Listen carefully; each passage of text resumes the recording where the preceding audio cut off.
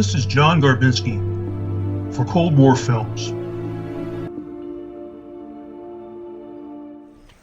The last few tours I did out here, I asked you to use your imagination because I told people on the bus that when Loring closed in '94, about 90% of the station was still here. It was in disrepair. A lot of the buildings were in bad shape, hadn't been maintained. But when the U.S. Fish and Wildlife Service took over, they basically condemned the site. And I'm being honest about that. It may not be anyone's governmental opinion, but it's my opinion. They destroyed so much, and they got rid of about 60% of the station. Okay, so what you're going to see is only about 40% of what used to be here. So I have this photo. This is the last known aerial photo of Caribou Air Force Station taken in 1962, just about at the time that the station closed or shortly after. Okay? Where we're standing right now is at the bottom of this photo. It's right here. We are at the entrance. Okay? And the area to the right, this was called the service area. And all these buildings, for the most part, were still here in '94. Okay? Over on the left was called the quadrangle. You can see there was barracks and buildings, and they were all connected underground by tunnels. Okay, so that's where the tunnel rumors came from. Okay, there were tunnels over on Loring under the barracks there too, and they connected to the dining hall and different places like these did here. But what people don't understand is they always thought that this area belonged to SAC, and it didn't. It belonged to Air Material Command under the Armed Forces Special Weapons Project. When they built Loring Air Force Base, started in 1946-47, by 1950 they decided to open operational sites, and in 1951 they started building Caribou Air Force Station. That's the big area here. SAC already had their own storage area. This area here is the Strategic Air Command's weapons storage area for conventional weapons. It's right down this road as we're going to go, but it's gone now. Okay, the Fish and Wildlife Service demolished it. When the station closed in 1962, and I say it closed because all of the operational storage sites closed in 1962. And the reason for that was the evolution of the weapons. The weapons used to be very complicated and required a lot of structures and facilities to maintain the different parts of the weapon, which we're going to talk about as we go through today. But the thing is, by 1962, they had the concept known as the sealed pit. And the sealed pit contained all of the fissionable material and the explosives inside the weapon, and it didn't have to be opened up. It didn't have to be maintained. It was like what they call a wooden bomb. Like a block of wood you could put on the shelf and leave it for years, and then you could use it later on. So that became the wooden bomb concept, and that basically negated the need for the operational storage sites. Now, as I told the people on the bus, this Caribou Air Force Station was basically 4 times the size of most of the operational storage sites. And the reason for that was this was not just for this SAC base. This area was for the entire Air Force European theater. They staged weapons through here.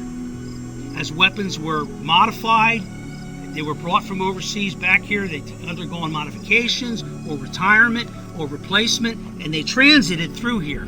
There were C-124s and cargo aircraft coming in and out of here all the time, picking up weapons, taking them back to Europe and to a place called Morocco.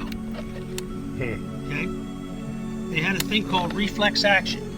We were staging nuclear weapons in Morocco during the 50s. They were B-47s and B-36s.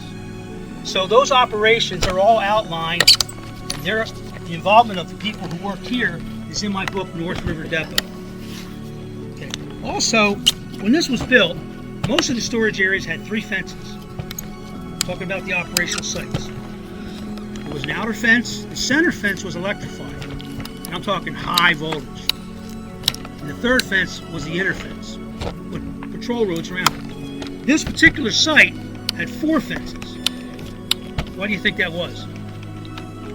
Yeah. Look how remote it is. Look how close it is to the Canadian border. They were worried. They knew they put it way up here, so they put an extra fence in, 4 fences around it. Okay. Now, the fences are pretty much all gone now, as is most of the structures that are related to what is known as the base spares area. Now, this area right here, the base spares area, in the beginning, the only people who worked out here were the Atomic Energy Commission and Sandia Corporation. And they're the ones that took care of the fissionable material. That's the plutonium inside the bomb. Okay, and those were worked here. So when the Fish and Wildlife Service came, the Butler buildings that you see here for spare parts, they had been dismantled. They were just like, you know what a Butler building is? It's like a Quonset hut type thing. Yeah, they'd already been dismantled. But a lot of the other buildings were still intact. Okay, there's nothing out there now. It's all gone. The only thing that's left is one building that was built. I guess it was refurbished by the munitions maintenance people, and they used it while Loring was still active. And I don't know, I guess that's going to come down at what I'm hearing. Anyway, so this was what it used to look like. Where did the rail line go in? Okay, the rail line, there were rail lines that came in. Let's see where we're at here. It's hard to see on this because of the black and white. The rail line came in right in along this road, okay, and came right on into the storage area. There were the railroad tracks right on here, and there was the rail line I told you right at the very beginning. That was for Caribou Air Force Station. Well, they decided that was too far, and they rebuilt another one. They built another one in, which is just down the road here to the left. It's like a loop road, and they built a new area, and there was tracks that went to that. All the tracks are gone now. It was much closer to the station. Okay, so as you look out here, you don't see really anything left of this area.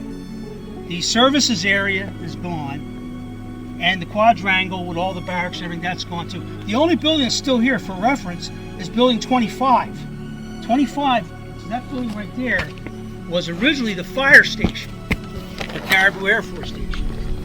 Okay, it was the fire station, and then later on it became EOD. Everybody know what EOD is? Explosive Ordnance Disposal. Right, that would make sense. If you look to your left, that road, which is closed, that went to the conventional storage area. And what are we talking about? Well, here's the thing. This area was used by SAC. But when Caribou Air Force Station closed in 1962, SAC took over the entire thing. And when they did that, they decided it was just too big, too much to maintain. So they decided we're going to divide it off. This area here is where we're going today. This is called the SAC Weapons Storage Area. This is where the nukes were stored in the later years, after 1970. This area was used for conventional bombs. And it had its own road, and it had its own entry control point, and its own fencing. Okay, so we have 2 separate areas. Normally, we don't take a tour through here. But today, it's going to be special for you, because we're going to take a ride through here also. Normally we don't go through here, we just go through the SAC area. Okay? Any questions before we move on?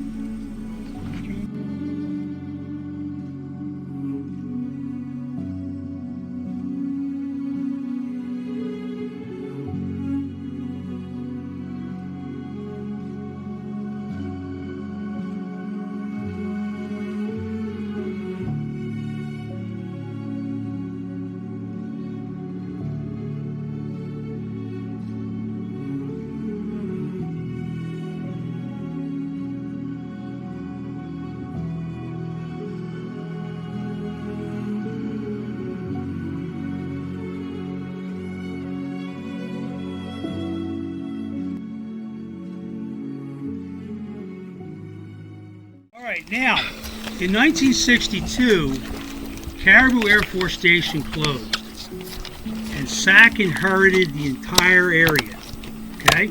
Just as it stood. So at that time, they were just trying to get acclimated to the mission and everything. They didn't have time to think about infrastructure and stuff like that. So they actually used the Caribou Air Force Station entry control point to the Q area. Now when I say Q area, remember I said there was 4 fences all around the area? That was called the Q area. And in order to get in, you had to have a Q clearance. That's above top secret. That is issued by, at the time, the Atomic Energy Commission. So the AEC had to issue the Q clearance for anybody to be able to go in this area. Okay? That gate was down near the bottom of this hill where it goes off. The original road to this area went straight on through up to where that building, you can see that's where we stopped at. That was building 25. That down there was the original entrance to Caribou Air Force Station, way down. There was a guard shack there, there was a gate, a passing ID, everything was there. And then there was also an administrative area, which is hidden by those trees. It's gone now, and that's where all the barracks were, with the tunnels underneath, and that's where they all lived, okay? So when SAC took over, they decided it's too much. It's too much area to monitor, maintain, keep under control. It's costly. So they decided, you know what we're going to do? We're going to move the entry control point. Since we're only going to use this one side for nuclear weapons, we're going to build a new entry control point. And the fences are old, electric fence, we're not going to use that anymore. We're going to put in all new fencing just around the SAC nuclear weapons control. And this became the SAC WSA, weapons storage area. So they built this is called a sally port. And the idea behind it is it's a containment area. So you would come up in your vehicle, military only, and you have to be pre-announced. They got a call. Central Security Control has to call, let them know you're coming. Measures so-and-so plus 2. Means there's 2 people with me. If 3 show up with them, guess what? Everybody goes on the ground. Okay? So, have to be pre-announced. And when you get here, this gate's closed. Stop in front of the gate.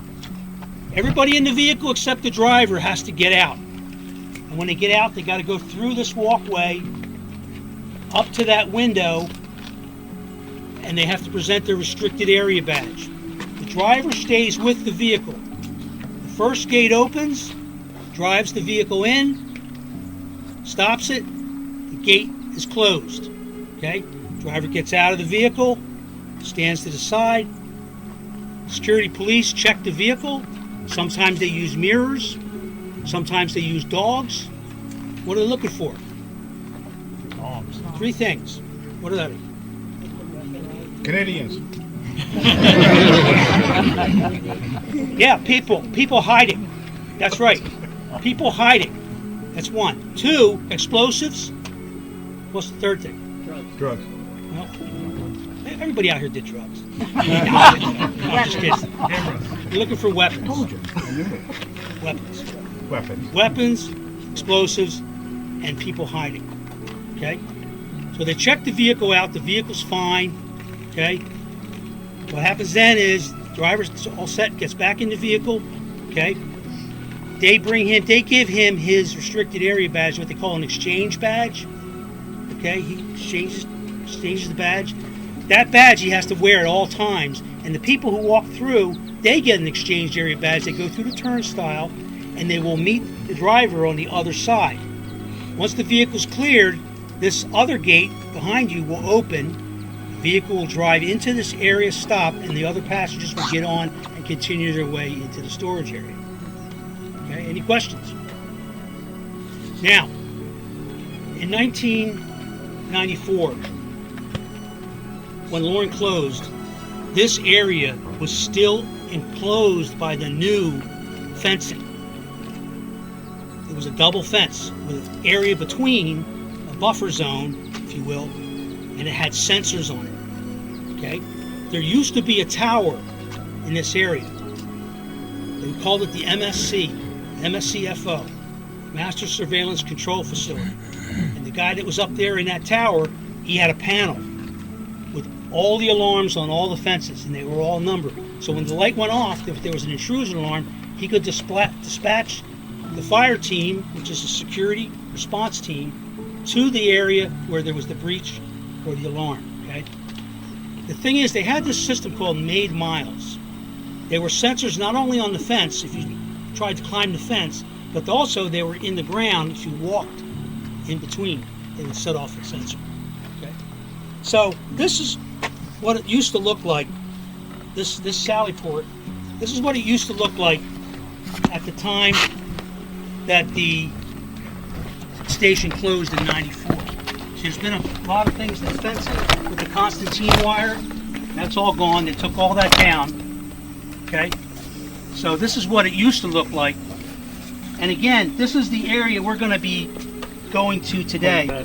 We're just going to be going to the SAC side, the SAC weapon storage area. Okay? Now, I color-coded all these igloos and buildings for a reason. And I'll explain that as we get to there. Because not all of this was built at the same time. Some was built in the beginning, some was built later on, and as the weapons evolved, they needed to have further construction. Remember, this station, Caribou Air Force Station, was built between 1951 and 1952. In 1954 and 55, they had major construction going on here. And that's because the hydrogen bomb came on.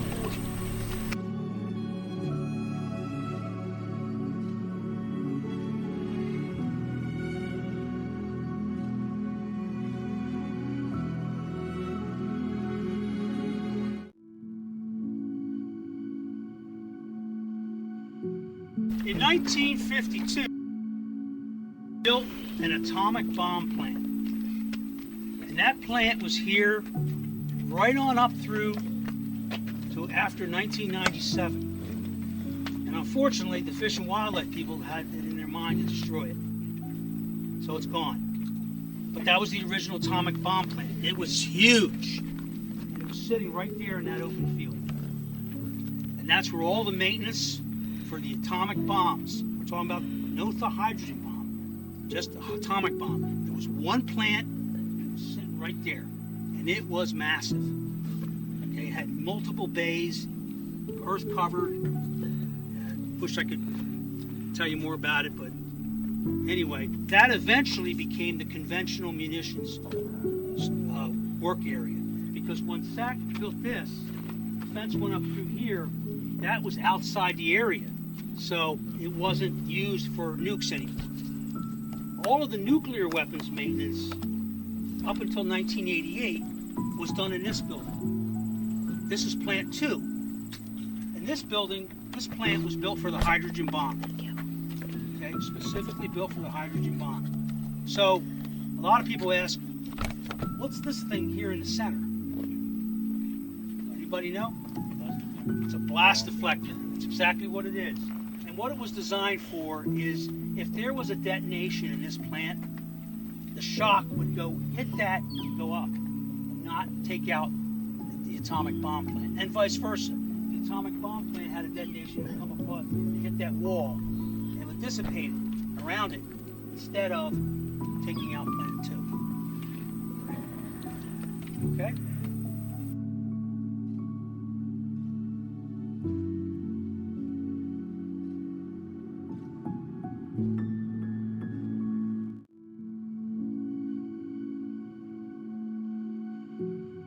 Okay,